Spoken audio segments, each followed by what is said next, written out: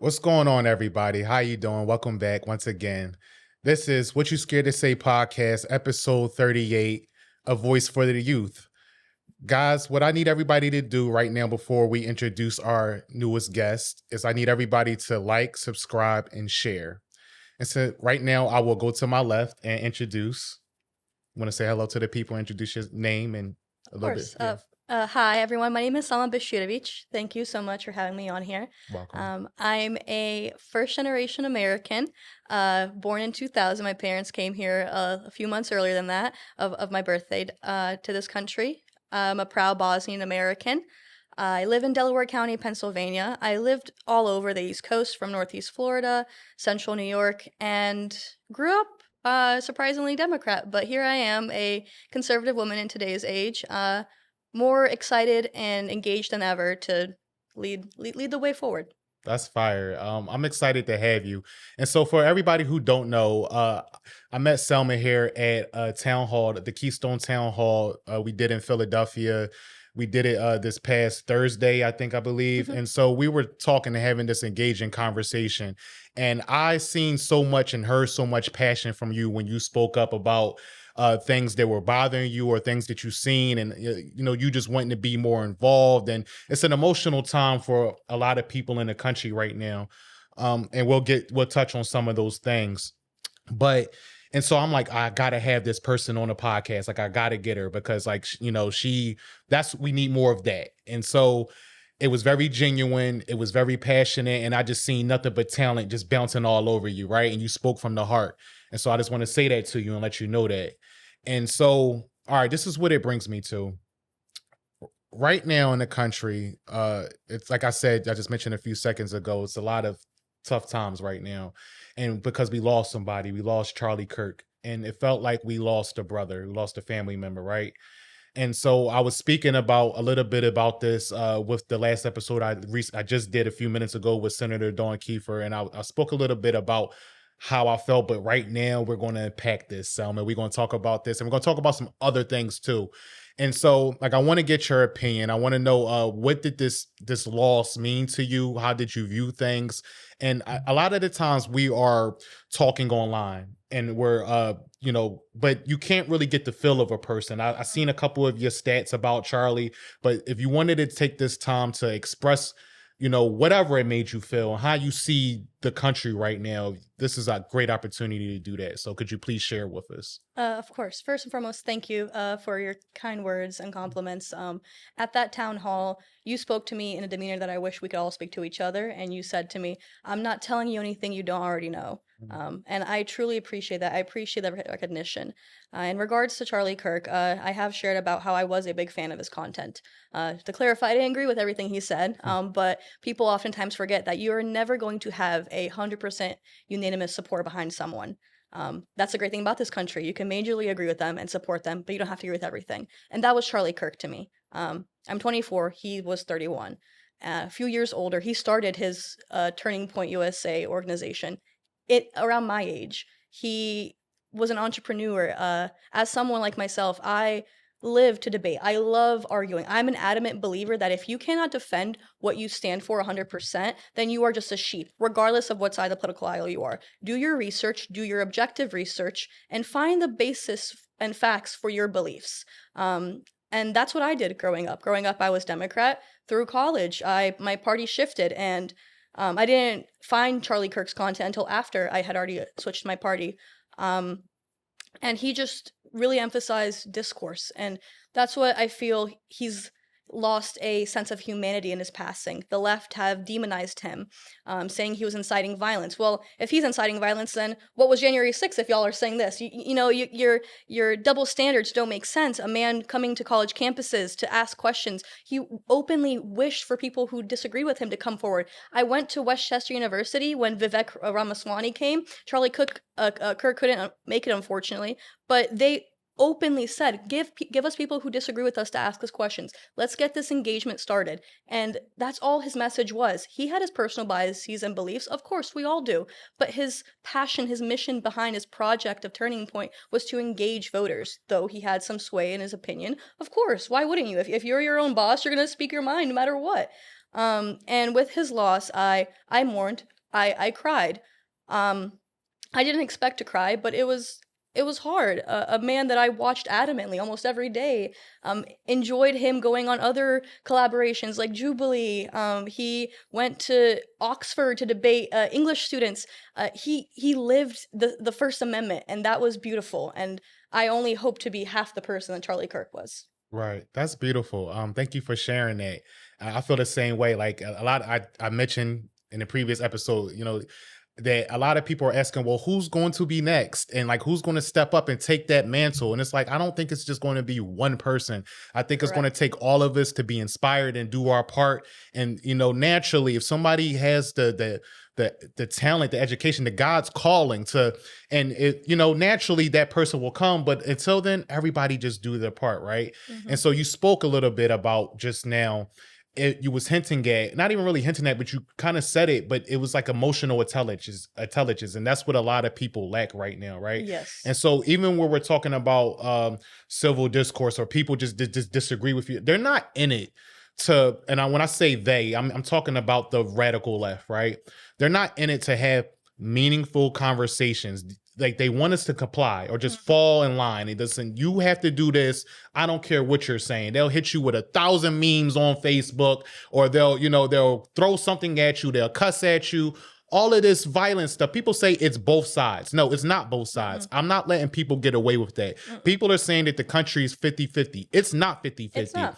It's more so you have about 35% of the country who is extremely loud, extremely Hmm. radical. They just have the loudest voice. But the majority of the country, they have emotional intelligence, right?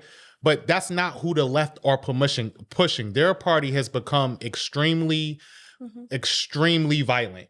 And so when we're being called names, right, I want to ask you this. And so it doesn't hit home until you see people saying these things, right? So I want to ask you this. How, if you ever been called names for your beliefs, like fascists, like we're seeing what they're doing, if you've been called things like this, share some of that, and like how's like when you hear that, how does that make you feel? So I switched parties, like I said before, in Yeah. college. So I was on the end of my peers, my close friends, calling people who disagreed with us Yeah. those words.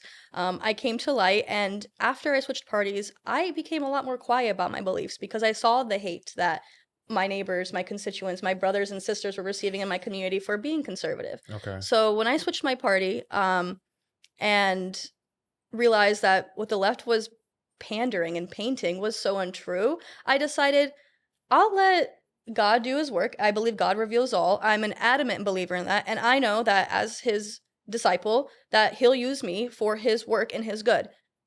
I'm just gonna be quiet and observe. I'll let the hate do its thing. And to the people who I have friends that I grew up with, who were cursing out Charlie Kirk on my Facebook timeline. I don't give an F. I'm glad he's dead, and this and that. And people Wow. were comparing him to Epstein. And I'm like, oh my goodness gracious. Wow. Where's the critical thinking here? Right. Um, it's ridiculous, but I don't go out of my way to meet vile and vicious tongue with vile and vicious tongue. Okay. I do grace. I give you the space to learn because I was also in that space.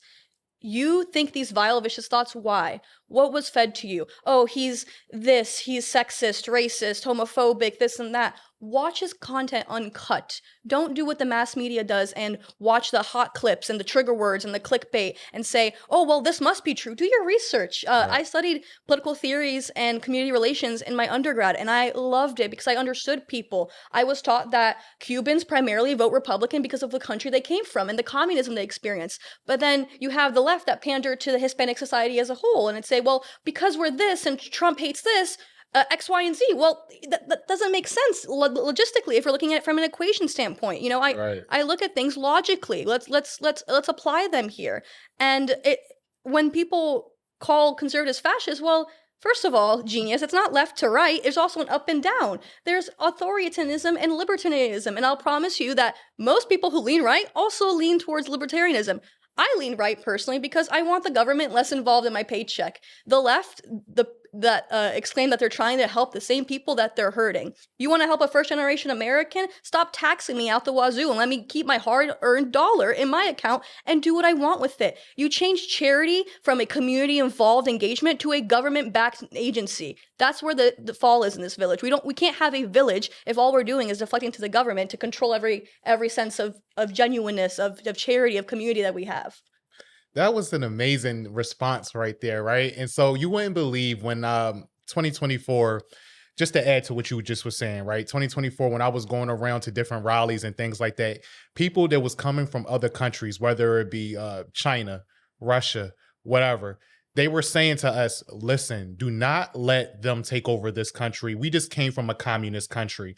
These are people, they're telling us that whole socialism thing don't work. That whole Marxism don't work. These are people coming from, and this is what they're trying to implement in this country right now. And so I want to ask you this, right? You hinted about some people that was in your timeline, people that were friends of yours or whatever. When you came out and you switched to this side and clearly you voted for President Trump, when you came out, you started to become more vocal and more active in politics. Did you lose friends? Did you lose family? If so, could you explain some of that? Of course. I did not lose any friends and family. Okay. My circle, not everyone is involved in politics, and that's the truth. There's 8 billion people in this world. Right. You might think politics is the epitome of life or death, but to some, it's just a day in November every 4 years. Right. And that's unfortunately true. Most Americans aren't engaged. And the best way to change that is to be a summary of what's going on and relate to your friends. Here's all this information. I'm going to relay it to you objectively, ideally, and have you come to your own senses and make your own decision.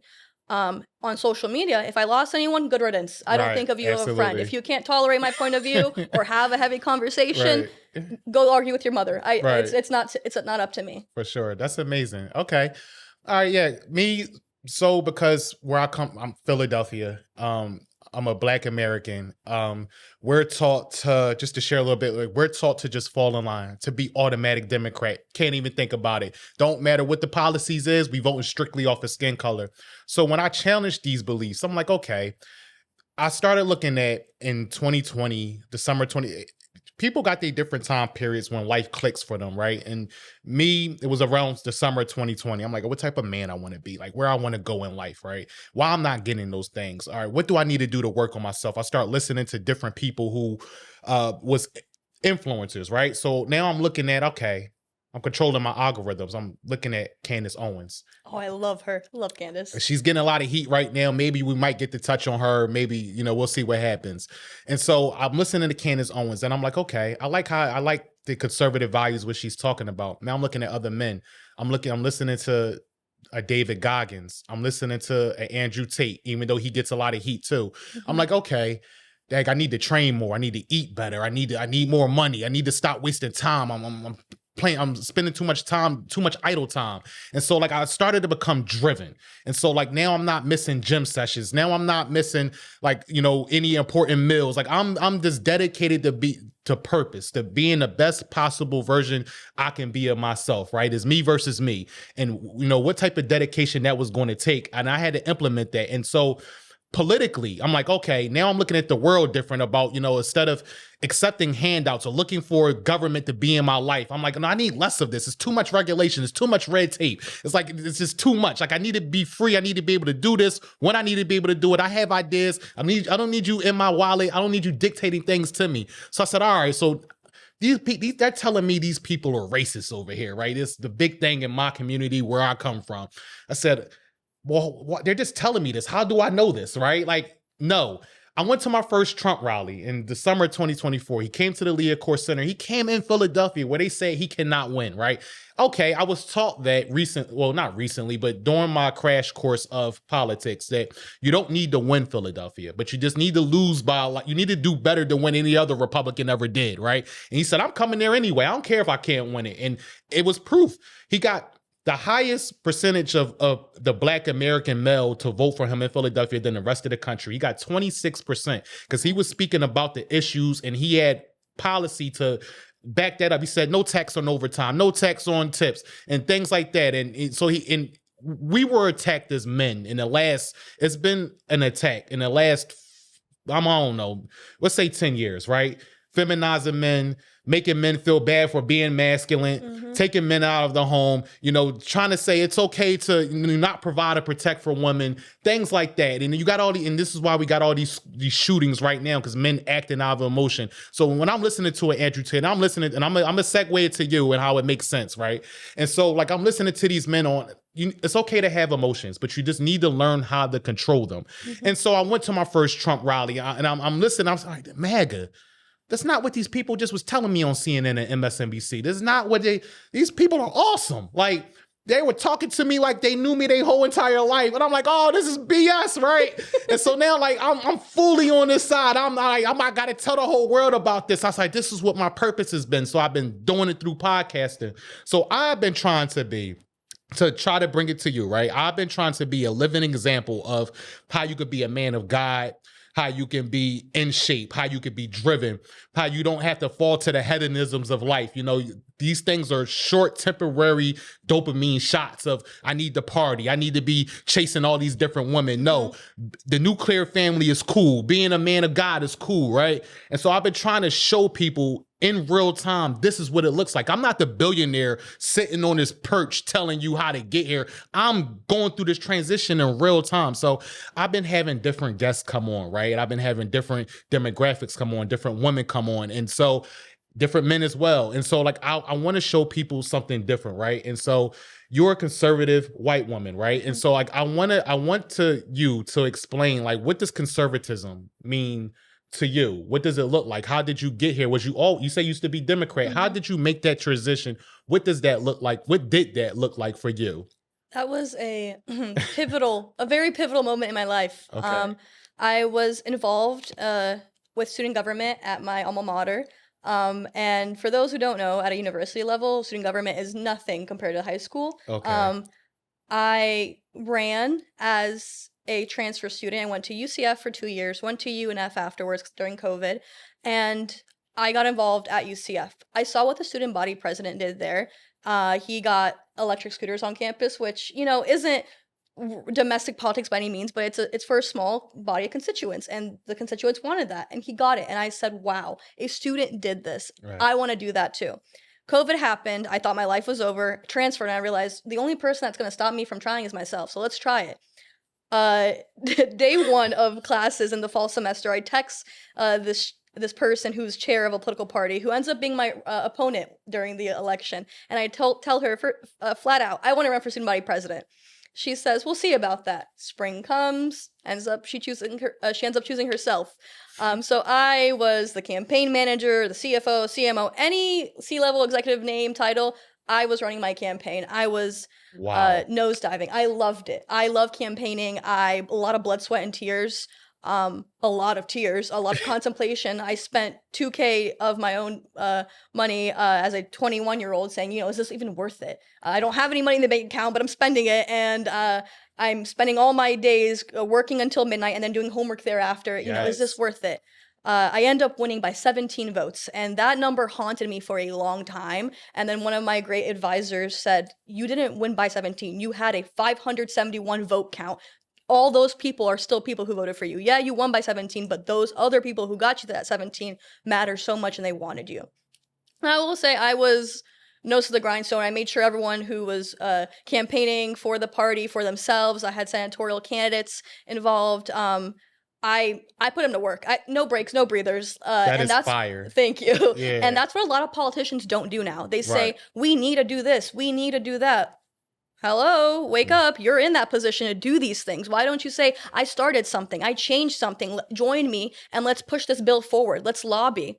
For sure. And when in office, I realized that the Democratic Party wants to help everyone, but where do these funds come from? And working with the limited amount of funds at my university, I realized you can't help some and not help others, so let's just retract and help everyone at a baseline level. And that's where my view shifted in politics. Why don't we just help everyone at a baseline level? I shouldn't be paying for someone else's success. You should be helping yourself. I should not be helping you if you want to prosper. You have life, liberty, and the pursuit of happiness. You pursue it, not all of us for you. So that's where I changed my views. That is amazing. And like, you're dropping gems right now. So thank you. I love it. Right. Appreciate it. Yes.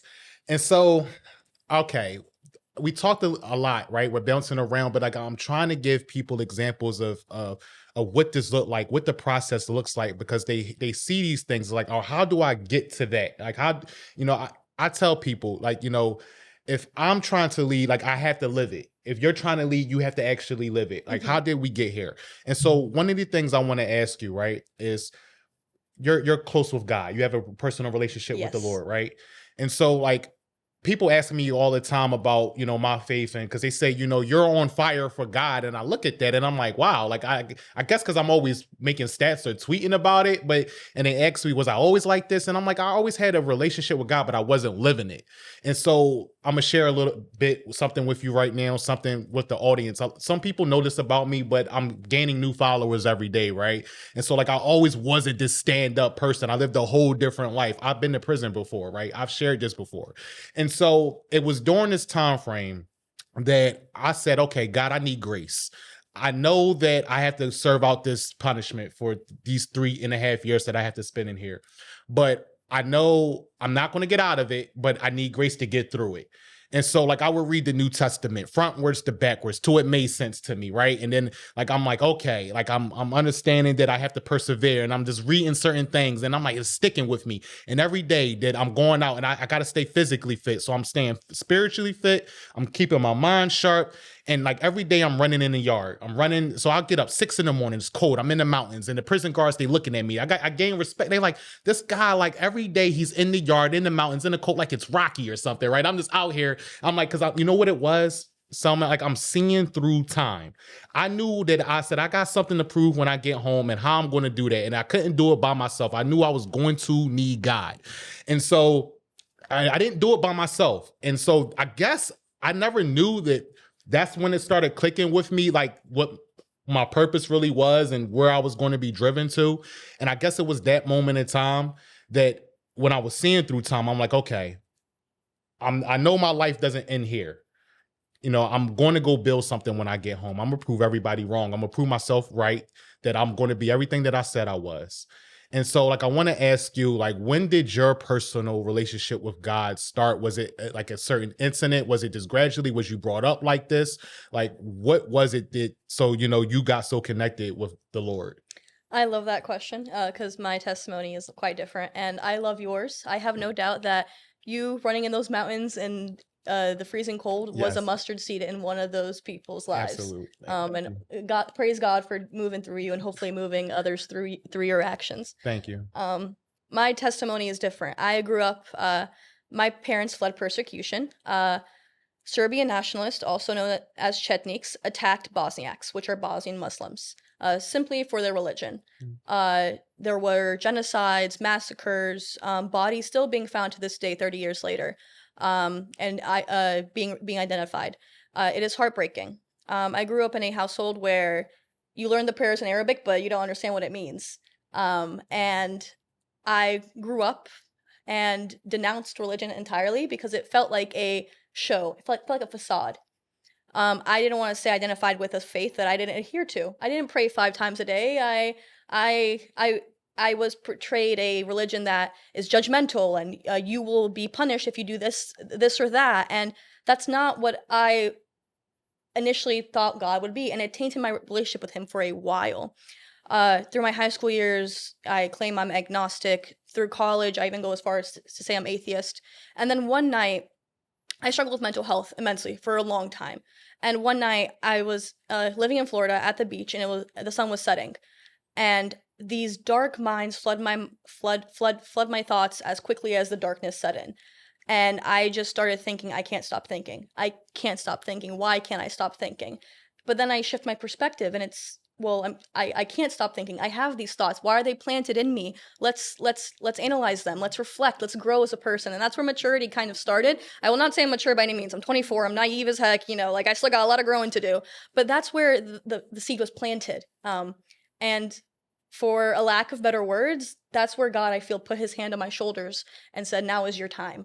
And since then, I've studied all 3 major Abrahamic religions.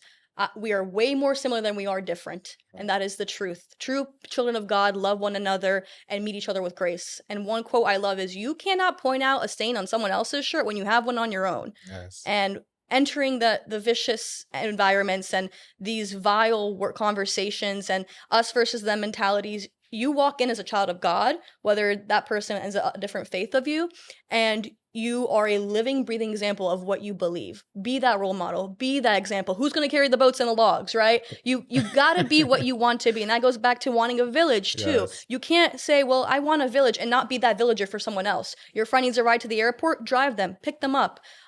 Your friend needs some sugar, go drop off some. You have plenty. That doesn't expire anytime soon. Do make sacrifices. Our community has gone away from making sacrifices and saying, what's 30 seconds of my time for holding a door for these 10 people? What's this $10 going to do to me that I'm going to spend anyway when I can give it to a person on the street? Or better yet, buy them food, because in this area, who knows what they're going to do with that money? Be that good seed, like you were running those miles in the mountains in the winter. You don't know who that could impact, and it's Right. just living with grace. My relationship with God has strengthened over time, and I have a journal that I just write to Him, and I started off with Lord, and I just start talking, and I have a pastor I listen to, known from a church 1122. His name is Joby Martin. Great pastor. He is that Southern tell it to you straight kind of guy, Yeah. and he says this world is the upside down kingdom, and heaven, God's kingdom, is what we need.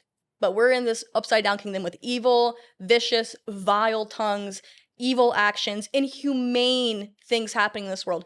It is reality. We have to face it, but we need to do so with the idea and intention of, God's waiting for me. I'm planning on this earth to do something good, and I'm going to go against the grain. You're taking risks. You're taking everything, but God does protect. So anything you think is a risk, God has a shield over you. Do it. Fight the good fight.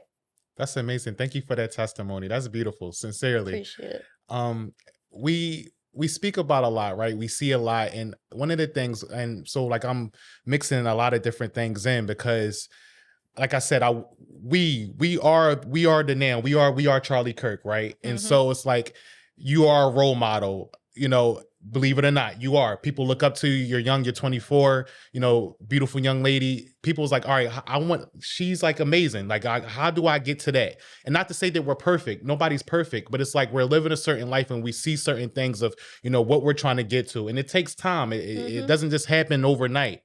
And so I want to ask you this, right? And because Charlie Kirk spoke a lot about the nuclear family, right? And so I want to ask you, and like you're 24. You said I'm young. You said I'm still learning, right? Mm-hmm. And you said like you still can be naive in certain areas at certain times. And so as other young woman who's going to be watching this and like, all right, how should I be seeing the board, or what does Selma think about this? So I want to ask you, we look in the country right now, we are at our lowest birth rates we've ever seen, well, in decades, right? Marriage is not the thing to be like. Whole culture is what they push nowadays, right? So amongst your girlfriends, like, how do you personally feel about this? And amongst like your team, like, do y'all guys talk about marriage? Is marriage still a goal? Oh, absolutely. Okay. And don't get me wrong, I love to go out with my girls and dance Yeah. to some music. I'm young. I love to stay active. Right. But the push for the nuclear family, I think, is going to happen more than ever after Charlie's passing. Okay. That's something he lived through. He was a child to two young children, Right. a great father, and I personally, I do want kids. I believe that nowadays, I want to encourage women to tap into your femininity. Don't girl boss too hard where you hate the color pink. Right. And that's like, it sounds like a joke, but it's true, right? Like right. you can find books online all the time saying there's a title of a book, this nice girl doesn't get a corner office or whatever is a title, and it's like, well, Wow. cool. Do I want the corner office? Right. Who's going to encourage my legacy when I'm gone? My employer that has over 1 million employees, or my 2 children that I want to raise in the future, or God willing more, right? Right. I want my legacy to be with my children. And it's sad. The field I want to go into, the legal field, I've had female partners tell me, I've faced criticism for being a woman in law. I had kids and they wanted to hold me back. And they always made comments about that. Those comments, yes, absolutely wrong. So what if you want to have kids? That shouldn't be a reason why you can't be promoted for your work ethic. But also, why are we not enjoying these pauses? Why are we not sitting back and reflecting. And that's the problem with the left. I feel like we're trying to progress the society so much where we're not taking pauses and being like, whoa, America's done so much. Let's stop critiquing it and saying, well, we can improve this and that, and see how much we've actually improved as a country. My parents as refugees weren't part of the Declaration of Independence, but that's the great thing about America. There's been a plethora of instances where events have happened, legislation has been passed, acts, ordinances, where everyone has been embraced and welcomed. And we got to reinstate some pauses and common sense and critical thinking of, okay, what is too much? What is too much overarching government hands in people's pockets and people's lives? What is this limitation on free speech? What is this redundant work that's pandering to voters? Just like the Delaware County Council does all the time. I've called out Kevin Madden for saying we need to talk about this more. And it's cool. You talk about it. Do something about it. Why are you in an elected position? Schaefer saying the Human Relations Commission that was originally an ordinance. I saw that. Yeah, that was a disaster. They got served, and I believe at the most recent county council meeting, I forget by who, but one of my neighbors. So they changed it from an ordinance to a resolution, which in sense just means they support what the HRC does. It's redundant. We have the Pennsylvania HRC, we have the EEOC. What is this additional thing? Schaefer originally said that the reason why this was being initiated was because one of her constituents from the LGBTQ plus community felt they were under siege. For the most privileged people in this country, in one of the most privileged countries in the world, to say that they're under siege is disrespectful and laughing in my parents' faces, who faced snipers, who had to hide and run for their lives, who had bullet holes in their homes. Those people, my parents, my community was under siege. But because someone from the queer community doesn't like what they're told, or someone doesn't want to take their money, firstly, why do you want to give money to them anyway? Secondly, heaven forbid someone disagrees with you. This country is huge. Not everyone's going to like you. You're not going to like everyone. That is the cold, hard truth. And as Candace Owens says, life's tough. Get a helmet. That was my line, right? I was like, yeah, Candace. And so, yes, everything that you just said just now, right? And thank you for giving that perspective on marriage and versus career, the career woman, and the era that we're in right now. I think more women need, and men too, and I'll speak from the man's perspective, is because men are supposed to lead. Men are supposed to be pushing this. And if men were saying, listen, I'm not entertaining, this is what I want. I want a family. I want a wife. I want kids. I want somebody that I can provide and protect for. And I can, and so my thought process is I want women to have the option. Okay.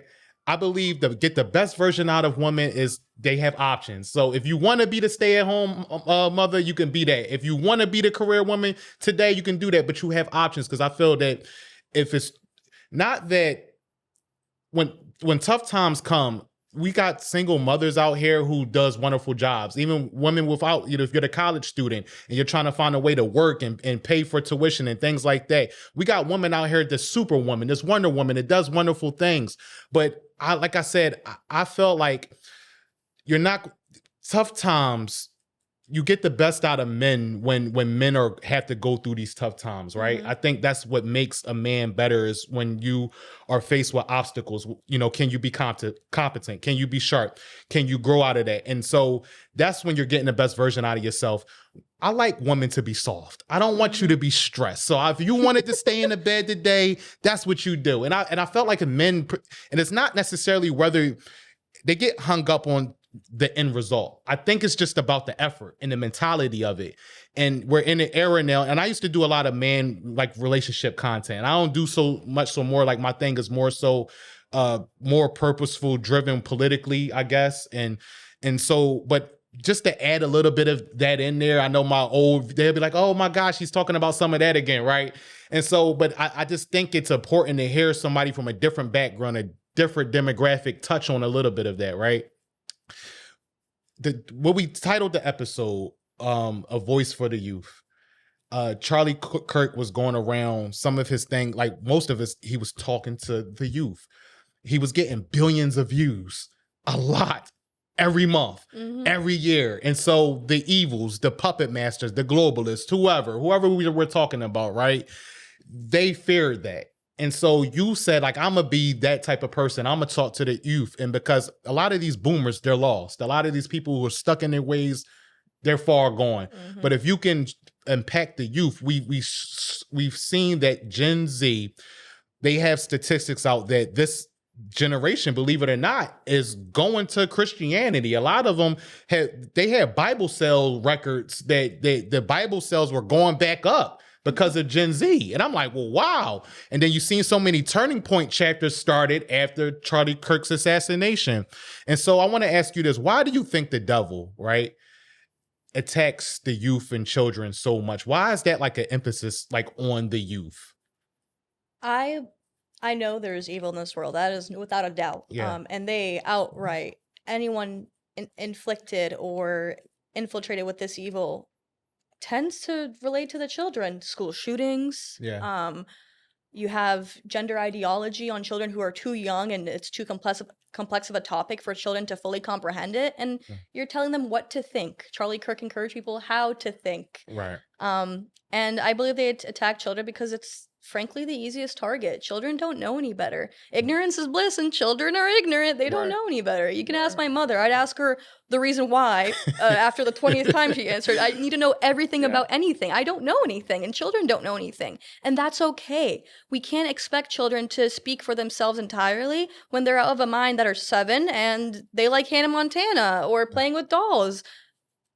You want me to explain mortgages or taxes to 7-year-old? No. So why are we explaining complex gender ideologies to them? Why are we expecting them to understand and firstly accept everything? Right. They're going to question it, and rightfully so. There's an idea of childlike wonder that children have and children of God have, and it's this childlike faith. And the wonder should come with ridicule to this upside down kingdom, to this world, and say, why is it like this? Why is it like that? Why are these people acting like this? And how can I be a disciple? How can I be a megaphone for God and stop this from happening? And the reason why they attack children is because once you break apart that nuclear family, it's easier to infiltrate and have Americans resent one another. If children already hate their parents and say, well, you're too conservative, you're too modest, you don't let me do this and that. I thought that with my mother. She didn't let me go out and hang out with just anybody when I saw my friends doing it. Right. For good reason, though. She Right. should know who you're hanging out with and what you're doing, whose parents are whose and everything. But as a child, you don't think that. You think, I want freedom. I'm independent. I know everything. No, you don't. Sit down, read a book, and stay grounded for a little bit. You deserve it. And that's the problem with today's society is we're giving too much power to the system that's supposed to just teach our children how to do things and say, this is how you should be doing things. Not, here's this approach. Let's think about it like this. Rather, actually, here's this problem. Here's the solution. We're all Americans. We have the same goal in mind, just different means of getting there. But the education system is infiltrating their thoughts and telling them, here's the means on how to get there. We shouldn't do that. We shouldn't interject where free thought is, especially children. There's prodigies among us. I have no doubt that America has some of the most intelligent children in the world. Let them freely think. Don't make them think certain things just because you believe them. That's amazing. Thank you for sharing that. We got a few minutes left, right? And so I want to get your opinion on something that happened maybe a month or two ago, but it was going viral. And it was Sydney Sweeney with the Mhm. American Eagle ads. And when people watch this interview, they'll look at you and they'll see her or you and her, vice, however you want to put it. And so how did you feel about that? Like, could you relate to what you were seeing online? How did you feel about the hate from the radical left, the things they were saying? Because it's like it's an attack. If you are healthy, Mhm. if you take care of yourself, if you're beautiful, if you're a white woman, it's like that, or even a white man, it's like that is the enemy now to the radical left. It's Mhm. like so how did you feel about that, seeing all of that online? This is my soapbox, and I could sit here all day. Yeah. I think the left needed to learn what a nuance was after that commercial aired. Sex sells. Sydney Sweeney is known for her sex appeal. Just because she's a white woman and she mentioned her genes being good, which implied her American Eagle genes, doesn't have anything to do with her and her having blue eyes and fair skin. It's a coincidence. Heaven forbid they exist. I think they were reading too much into it because when you have and instill this victim ideology into people, they're going to find anything and say, well, how is this against a certain group? And that's how they see it as. And it's trying to pin this implication that, because the writers of this commercial wrote it like this, Sydney Sweeney is a fascist, a Nazi, this or that. And it's, first of all, we're losing the gravity of words. Do we know what a fascist is anymore? And secondly, how? She's an actress getting her coin and selling herself and her body for American Eagle. She's doing a collaboration.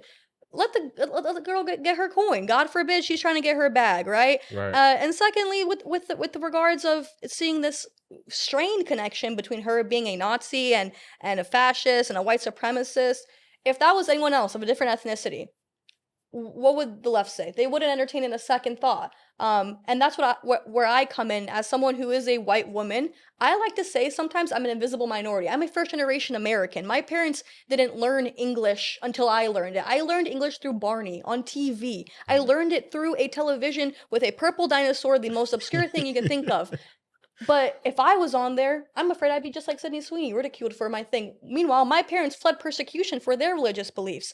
And it's this idea of identity politics and pandering. And let's think shallowly and let's push the shallow narrative of, well, I'm a victim because of my sex, gender. You could be a victim because of your race. And let's just view it like that. I'm a victim. I'm a victim. Well, if we're not to judge others based on things they cannot change, why are we bringing them up in the first place? Where is meritocracy? Where is this or that? Heaven forbid, white people are going to be in media anymore because they'll be ridiculed for just showing up on TV screens. Right. Thank you so much for sharing that. It's like they never hear it unless, until like they see people on platforms speaking about it like yourself. And so hopefully that changes hearts and minds. We'll, Hope so. hope so. And so we have about 2 minutes left, right? And so I want to give you this opportunity right now. Like I said, when I spoke to you the other night at the town hall, like I saw so much passion in you. And so I want to ask you this, right? When your political involvement, when it's all said and done, and the things that you leave here on this earth, when people are speaking about Selma, when your time, how do you want your legacy to be? Like, what do you see yourself as? Like, what do you want to leave in this world? What are your goals? And like, how do you want it to be when it's all said and done? I've thought about this for so long. Yeah. Now, I would say first and foremost, my legacy will be my children and their character. They will be a testament to my ability to raise children and teach understanding and empathy. And I hope that they can continue the message and the fight that I'm fighting. And that's just for humanity and discourse and having these tough conversations. Now, career-wise, I've said this even when I was a liberal. My name's already down in history. Selma, Alabama, where the Civil Rights March started, I'm fully aware. And I said, well, my name's already in history books, but I'm going to take ownership of it one day, and I want to go down in history. Now, what that may be, I don't know. I'm 24. I'm trying to figure out what my passion project should be. I love and care about so much. I wear my heart on my sleeve. But I will go down in history for something good, and I want to lead a great cause, and I want to make a change. What that is, I don't know. But I hope at least I can influence enough people to leave that legacy. That's fire. Thank you for that. Thank you. Guys, we're going to have Selma back. I promise you this will not be her last episode. I promise you Appreciate that. that. Okay. So, guys, this is What You Scared to Say podcast, episode 38. What I need you guys to do before you click off is hit the like button, subscribe, and share. We will be back. Thank you, guys. Thank you.